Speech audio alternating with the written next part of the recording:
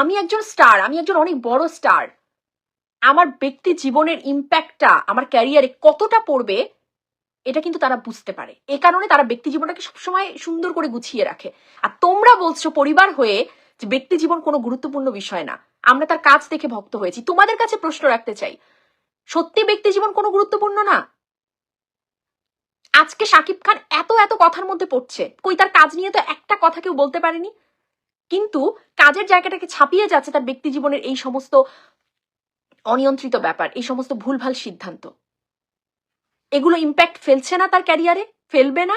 তোমরা বলতে পারো গলায় জোর দিয়ে? একজন মানুষ যে কিনা জনমানুষের একটা অভিনেতা, গণমানুষের অভিনেতা, সেই মানুষটার ব্যক্তি জীবন কোনো গুরুত্ব বহন করে না, এটা হাস্যকর ছাড়া আর কিছু হতে পারে? তিনি কি তোমার আমার মতো আমজনতা যে তার ব্যক্তি জীবনে কোনো ইম্প্যাক্ট ফেলবে না?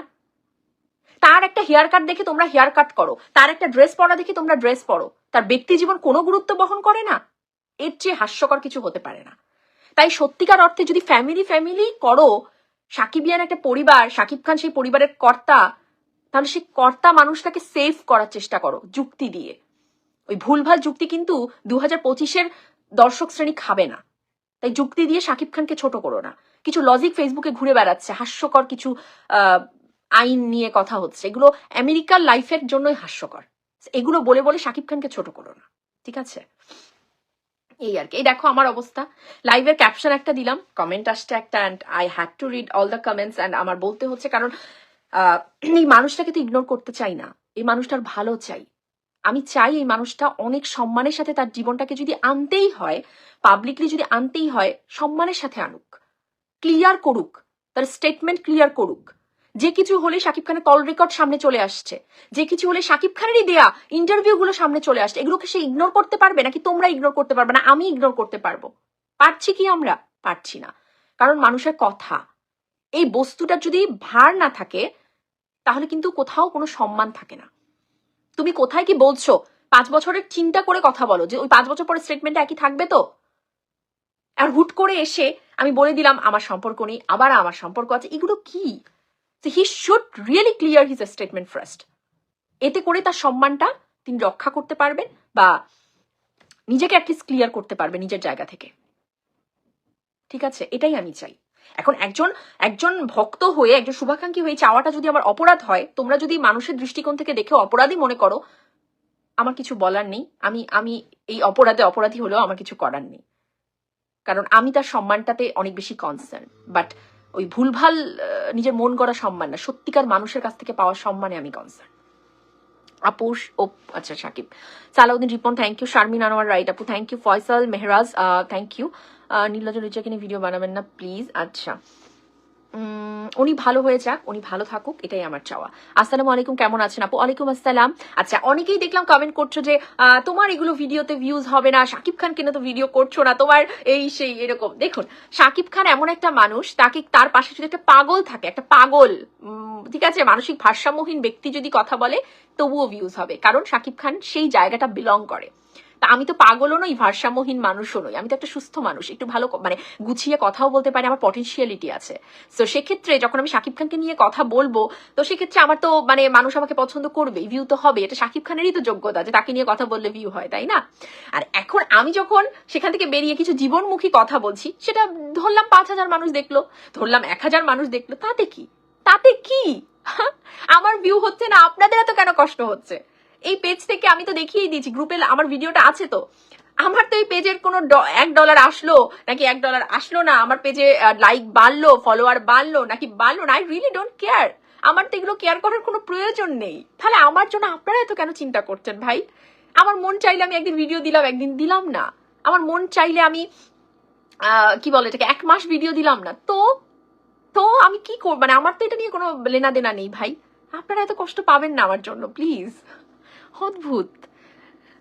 হাজরা বিনতে আজিজ লিখেছে, আসলে সত্যি কথা বলছেন, সত্য কথা কারোরই ভালো লাগে না। থ্যাংক ইউ আপু, আমি আপনার ভক্ত, একদমই না, আমি ভীষণ ক্ষুদ্র একটা মানুষ। তোমরা সকলেই শাকিব খানের ভক্ত, বাট ভক্ত হয়ে এতটুকু তোমাদের কাছে তোমার আপু রিকোয়েস্ট করছে, তোমাদের আপু রিকোয়েস্ট করছে মানুষটাকে তোমরা ভালোবেসে দাবিটা তোলো যে ভাই আপনি ক্লিয়ার করেন, আপনি বাস ক্লিয়ার করেন। থাকেন কারোর সাথে, আমরা চাই আপনার জীবনটা গুছিয়ে থাকুক, আমরা চাই একটা বয়স তো মানুষের আস্তে আস্তে হচ্ছে, আপনি নিজেকে গুছিয়ে নেন, বাট সেটা আপনি একটু ক্লিয়ার ভাবে বলেন। যাতে আপনার উপর কেউ আঙুলটা তুলতে না পারে। আমাদের কষ্ট লাগে তো না, যে আমরা যখন দেখছি বড় বড় নিউজ পত্রিকার যে পোর্টালে নিউজ হচ্ছে তার নিচে প্রচন্ড রকম গালিগালাজ, সেই 2018-19 সালে যে গালিগালাজটা শাকিব খানকে নিয়ে হতো, তার চরিত্র নিয়ে কথা হতো, সেইগুলো এখন এসে আবার ঘটছে। এগুলো দেখতে তো আমাদের কষ্ট লাগে না? 2025-এ এসে এত ভালো কাজ করার পরেও সে তো এগুলো ডিজার্ভ করে না, বাট নিজ কর্মে সেইগুলোকে এখন সহ্য করতে হচ্ছে তাকে। তো আমি কোনো মহিলার দোষ দেব না, শাকিব খান নিজে নিজের ক্ষতির কারণ। প্লিজ এগুলো তোমরা সাকিবিয়ান, তো তোমরা তো পরিবার না, তো এই মানুষটাকে এখান থেকে একটু সরিয়ে নিয়ে আসো, নিজেরা দাবি তোলো যে 10টা মানুষ আপনাকে কথা বলবে এটা আমরা মানবো না ভাই, আপনি নিজেকে ঠিক করেন, আমরা সাকিবিয়ানরা কথা বলছি, দাবি তুলছি যে আপনি নিজেকে ঠিক করুন, একটা ক্লিয়ার স্টেটমেন্ট দিন, দ্যাটস ইট।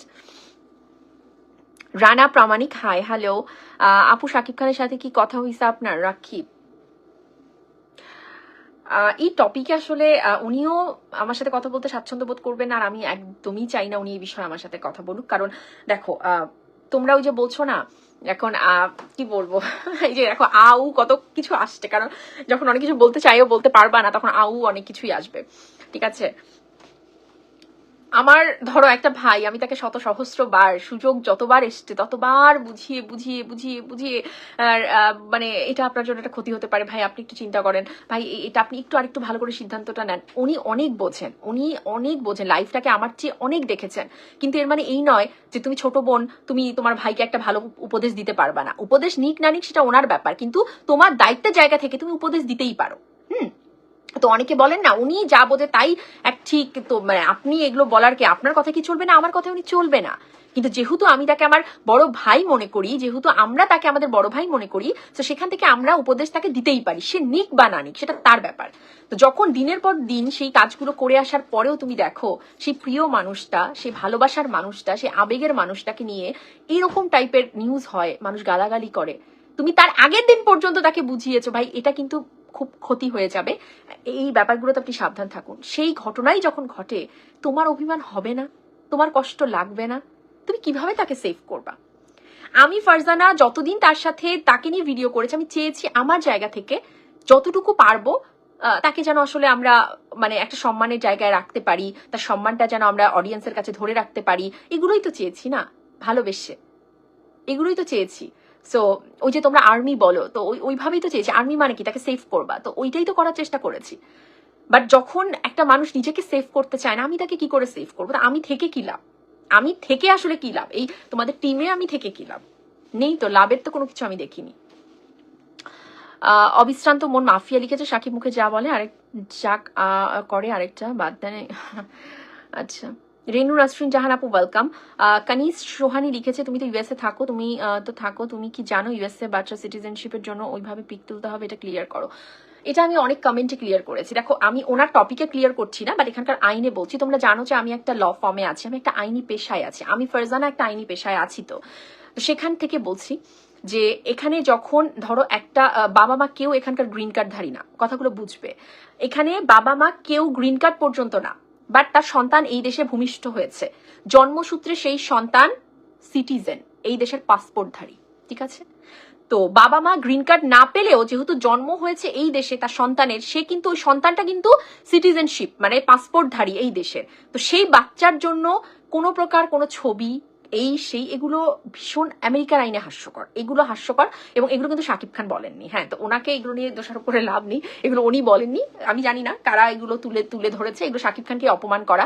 কারণ ইউএসএ তে তো অনেক মানুষ আছে, বাঙালিরা আছে, শিক্ষিত মানুষ আছে, আইন একটু বোঝে, বা শিক্ষিত অশিক্ষিত বলতে কথা না, আইন সবাই এখানকার জানে। এইগুলো তুলবেন আপনারা, শাকিব খানকে অপমান করছেন না, ছোট করছেন, এগুলো করবেন না। রাজ্য ছাড়া রাজকুমার, I am big fan of Shakib Khan, I really like hearing about Shakib Khan from you. Thank you so much. Taiba Jannat Taha, high, hello আপু, আব্দুল সালাম কেমন আছো আপু? শুকিলা, আচ্ছা শুকিলা খাতুন আপু দেখছে, থ্যাংক ইউ। শারমিন আনোয়ার আপু ইতালি থেকে দেখছে, থ্যাংক ইউ শারমিন আপু। শাহাদাত ইসলাম লিখেছে, বেলা ক্লোজেট, হাই আপু, হ্যালো, ভালোবাসা বোন ফারজানা, থ্যাংক ইউ। রেদওয়ান ভাই কেমন আছো? বেলা ক্লোজেট, আমি ভালো আছি আপু, আশা করি তুমিও ভালো আছো। কলি লিখেছে, তাপসীকে দেখতে পারি না, শাকিব খান আর তার সাকিবিয়ান গ্যাংকে বলেছিল তারা নাকি তার নাম বেঁচে চলে। আমরা আসলে সব ভুলে যাই, জানো, আমরা মানুষ হই আগে, ভক্তের আগে আমরা মানুষ হই আগে। হ্যাঁ, দিন শেষে আমার পরিবার আছে, তোমাদের পরিবার আছে, তো যে মানুষটাকে এত ভালোবাসছো, তার সম্মান আমরা সবসময় করবার চেষ্টা করছি, সে একবার একটু তার ভক্তদের সম্মানটা একটু দেখুক। তার ভক্তরা, আমরা এত তার জন্য লড়ি, সে একটু এবার আমাদের সম্মানটা যেন থাকে, তার নিজের সম্মানটা যেন থাকে, সে ব্যবস্থাটা এবার একটু করুক, এটাই আমি চাই। এই লাইভটা যদি শাকিব খানও দেখেন, আমি বিশ্বাস করি তিনি মানে দিন শেষে আসলে আমি তাকে দেখেছি তো কাছ থেকে, তার মানে সে মানসিকভাবে একটা মানে ভালো মানুষ। আপুরা তোমরা রাগ করো না, সে মানসিকভাবে আমি যতটুকু দেখেছি তিনি ভালো মানুষ। বাট এই যে সিদ্ধান্তগুলো নেয় এখানটাতে আসলে দেখো, প্রত্যেকটা মানুষের সবটা ভালো না, সবটা ভালো না। এর মানে এই না আমি তার ভালোগুলো আবার অস্বীকার করব, এটা তো সুযোগ আমার নেই। আমি চোখের সামনে তার যে ভালোগুলো দেখেছি এগুলো আমি অস্বীকার করতে পারবো না, আবার একইভাবে তার ভুলভ্রান্তি জায়গাগুলোকে অস্বীকার করতে পারবো না। সো ভুলভ্রান্তি নিয়েই মানুষ, কিন্তু তুমি কত দ্রুত তোমার ভুলভ্রান্তিটাকে শুধরে নিতে পারছো, that is your capability, that is your humanity. So ওই জায়গাটাতে আসলে তিনি ঠিকঠাক করুক, এইটাই। আচ্ছা আপু, শাকিব খান কবে দেশে আসবে? জান্নাত তুবা, আমি আসলে সঠিক জানি না, হয়তো বা এই মাসের শেষের দিকে যেতে পারেন। ইউসুফ, এখন পর্যন্ত যতগুলো মানুষের ব্যবহারে কষ্ট পেয়েছি তার মধ্যে আপনি কষ্ট দেওয়ার জন্য সেরা, এটা মানতে পারছি না। ওই যে বললাম, এতগুলো কথা বলার পরে ইউসুফ, তোমার এরকম কমেন্ট একদিনের জন্য যদি মনে করে থাকি তুমি আমাকে আসলে চিন্তা বুঝতা, তাহলে আমার জন্য এটা অনেক কষ্টের। সো আমি রিয়েলি তোমাকে একদমই আর কোনো বুঝাতেও চাই না, কথা বলতে চাই না। তুমি এত কষ্ট পেয়ে থাকলে, যারা খুব ভালো বলছে শাকিব খানকে নিয়ে, সাকিবিয়ান যারা এক নাম্বার, তাদের কাছে যেতে পারো ইউসুফ, কষ্ট নিয়ে আপুর কাছে থাকতে হবে না, ঠিক আছে? তুমি একদিনের জন্য যদি আমি বিশ্বাস করে থাকি যে ইউসুফ ফারজানা আপুকে বুঝতো, তাহলে এই ইউসুফ সেই ইউসুফই নয়, তাহলে তুমি নিজেই চলে যেতে পারো। I really don't need you. Okay, তুমি মানুষ হয়ে আসো, এখানে মনুষ্য হয়ে আসো, একটা মানবিক মানুষ হয়ে আসো, যে কিনা ভুল দোষের পার্থক্য বুঝতে পারে, যে কিনা সত্যি শাকিব খানকে ভালোবাসে। শাকিব খানের দোষ গুণ চোখ বন্ধ করে দেখে ভালোবাসা না, দোষ গুণটা চোখ খুলে দেখে তাকে বলে সাবধান করে ভালোবাসতে পারে, সেই মানুষ হয়ে যদি আসতে পারো আসো, আদারওয়াইজ দরকার নেই। ইশরাত জাহান, ওয়েলকাম। সুরিয়া আক্তার লিখেছে আমরা চাই শাকিব খান, আচ্ছা এটা আপনাদের চাওয়া। আচ্ছা আয়ুব খান, আপু কেমন আছো অনেকদিন পর? থ্যাংক ইউ আয়ুব ভাই, আশা করি আপনি ভালো আছেন। রানা প্রামাণিক লিখেছে আমি আপনাকে খুব একটা চিনি না, তবে আপনার কথাগুলো ভালো লাগে। Thank you so much Rana ভাই। এমডি মিজান ভালোবাসা দিয়েছে, থ্যাংক ইউ। ফয়সাল লিখেছে আপু তোমাকে আমি প্রথম দেখলাম, কেমন আছো? থ্যাংক ইউ আরিয়ান ফয়সাল, আমি আলহামদুলিল্লাহ ভালো আছি, আশা করি তুমিও ভালো আছো। ইমন খান দেখছে, আব্দুল্লাহ আল সাজিম আছে, কি অবস্থা আপু, শাকিব খান কবে থেকে শুটিং শুরু করতে পারে? এই প্রশ্ন আমাকেই করছো, তারপর সাকিব ইয়ানদেরকে গিয়ে এই প্রশ্ন করো, তারা তো খুব ভালো আনসার করবে, দে ওন শাকিব খান। আচ্ছা, তিনি যদি এই মাসের শেষে যান তাহলে তো তোমার গিয়ে রোজারিতে সিনেমা শুটটা করবে, আবার ওইদিকে গল্প নির্ভর সিনেমার আসিফ ফাহাদের যে সিনেমাটা শুট আছে ওটাও হয়তো শুরু করবে। আমার যে কি ভালো লাগছে তোমাকে দেখে, আলহামদুলিল্লাহ। Thank you Antara, thank you so much. Arafat love দিয়েছে, আপনাকে কত খুঁজেছি, আগের আইডি ডিলিট হয়ে যাওয়ার পর আজ পাইলাম। Thank you Rasel, thank you. আচ্ছা আসমা খাতুন, কি অবস্থা, কি Pinki Chakma, thank you so much আপু। আচ্ছা আদ্রসী চাকমা লিখেছে আমার আপনাকে অনেক ভালো লাগে। থ্যাংক ইউ আপু, থ্যাংক ইউ সো মাচ। আপু ঘুম আসছে না, একটা হিন্দি গান শোনায় দেন। হিন্দি গান? তাও আবার কি গান শোনাবো? সনম রে সনম রে। আচ্ছা, এমডি আয়ুব খান, আপু কেমন আছো অনেকদিন পর? হ্যাঁ অনেকদিন পর। এমডি সুজন, কি অবস্থা? শাকিল লিখেছে আসসালামু আলাইকুম, কেমন আছো আপু? শাকিল সওদাগর, হ্যাঁ থ্যাংক ইউ, ভালো আছি। মনির কোথায়? আমার মনির। খাতিজা মল্লিক, হাই আপু, hello. Zainal Abidin, hi hello. আমার ভাইজান মনে হয় কাজে গেছে, কাতারে থাকে এখন। Shakib Khan is America now, have you met him? রাজ্য ছাড়া রাজকুমার, উই অলওয়েজ ডু।